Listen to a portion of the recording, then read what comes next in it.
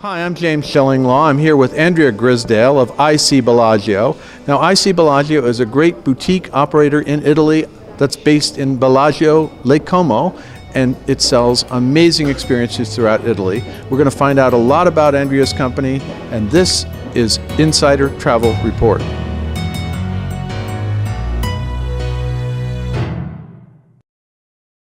Andrea, we've interviewed before, and I've actually experienced a lot of your products, and it's wonderful what you offer. Let's first of all tell everybody out there again what IC Bellagio is. Okay, buongiorno, James. Buongiorno, there we go. And oddly enough, if you notice, her accent is an Italian, but you've been there quite some time. I've been there now 26 years. Yeah, I think that qualifies you to have, to be a real Italian now. Okay, all right, I'll take it. Okay. IC Bellagio I founded 19 years ago, and we create personalized travel experiences throughout Italy. Yeah, so this is to everywhere. I know you started in Lake Como, but you've branched out all over the place, right? Absolutely. We cover the whole mainland, also the islands. In fact, our area for the biggest amount of business is Rome, followed by Tuscany, the Amalfi Coast, the usual suspects. And of course, one of the big trends we're seeing is people are constantly exploring more and more regions of what we consider to be undiscovered Italy. And so the more the requests, the more we branch out. It's such a great country and it offers so much, and there's always something new to discover. Well, a few years back, suddenly everybody thought they'd rediscovered or discovered Puglia. That's almost old hat now because it's been discovered. What are some of the regions that you think are undiscovered and where you're seeing some more bookings? I think apart from Puglia, as you say, which is the boot of Italy, right down in the south, Sicily is very, very popular, of course. And I think one of the reasons for the popularity, James, is there's so many different influences in Sicily. It has so much to offer.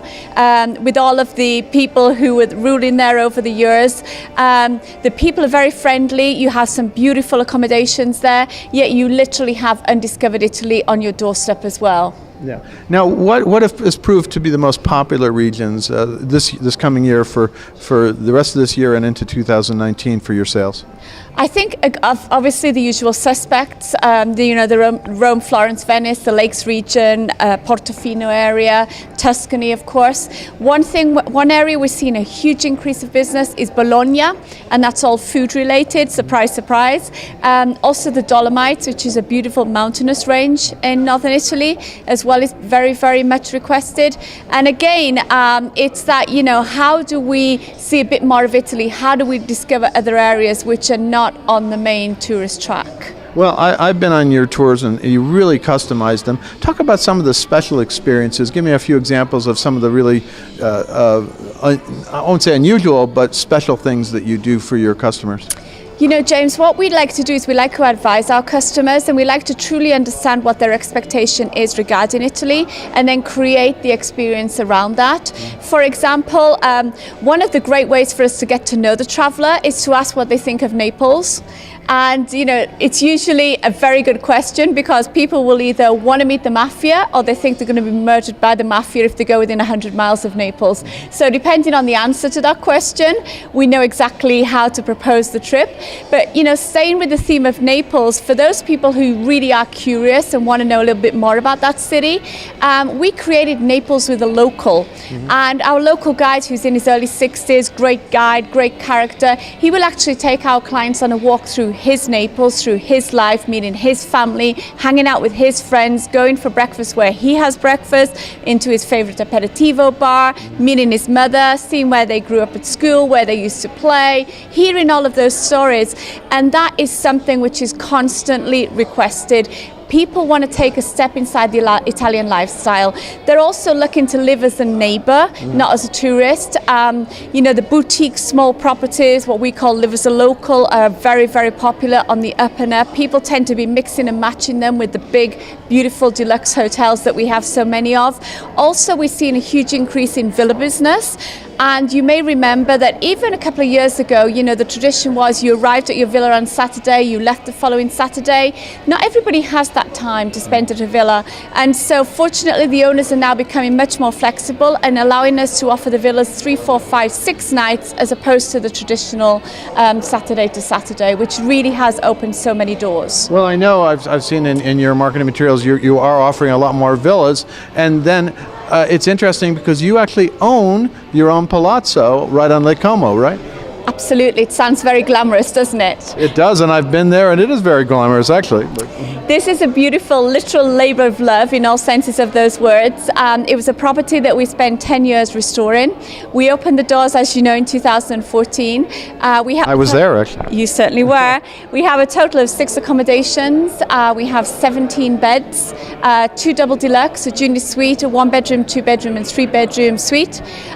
We do have breakfast, lunch, and dinner offered at the property. We've recently added our private landing stage. We've also added a private sun deck. We have a private stone beach. We've added canoes. You know, it's continuous improvement with us, which is one of the core values of the company. And a big thing that we are seeing from our guests at the Palazzo, people are choosing the Palazzo, and in particular Lezzano, as a destination because they want to stay away from a main tourist destination or a well-known tourist destination and be able to go there very easily should they choose to do that. But they come into Italy because they want to live the Italian lifestyle. They want to walk along those cobblestone steps. They want to explore the lanes. They want to have cappuccino and brioche in the morning. And to be able to do that, you know, sometimes you do have to step away from those main well-known names and do something a little bit different. Well, indeed, the village where your palazzo is exactly that, and it's a beautiful cobblestone village. You take the walk to the beach or the little sun deck right on Lake Como. It's amazing. And you mentioned earlier about Naples, and I have to tell you a story that Andrea is the one who introduced Naples to me as not something that was the mafia or crime. We were on actually a virtuoso event together, and at the very last minute, we all ended up being in Naples because the cruise ship couldn't dock where it was supposed to dock. And Andrea put together an amazing tour on the fly, and we did all these amazing experiences in Naples. And I came away and actually wrote a column about it. It was just opened my eyes to what Naples is today versus what we might think it is. It's completely different. It's a beautiful city. It is. It's seaside. You can see Mount Vesuvius in the distance. Sure. And thank you for that, because that was an amazing experience. Yeah. Thank you. I mean, Naples really is, again, on the up and up. You know, the shopping there is amazing, as you may remember. The food, of course, it's a place where the pizza margherita was invented. You literally have Pompeii, Herculaneum on your doorstep. You have Sorrento just across the bay. You're 50 minutes hydrofoil away from Capri. You're an easy ride away from Ischia. Also, the Amalfi Coast, again, is just over the other side of the mountain. So it's a great destination, and very similar to somewhere like Milan. You know, they're not just those cities where you stay that one night because you have to. You know, Milan, we've seen a huge increase in business there, I think, after Expo. And people are really choosing to stay there for 3 nights. We now have so many beautiful special hotels, you know, that you're spoiled for choice, literally. In Milan, the shopping, as you know, is great. The food is amazing. The aperitivo culture in Milan is something on the up and up. And also, we're doing a lot of architectural walking tours.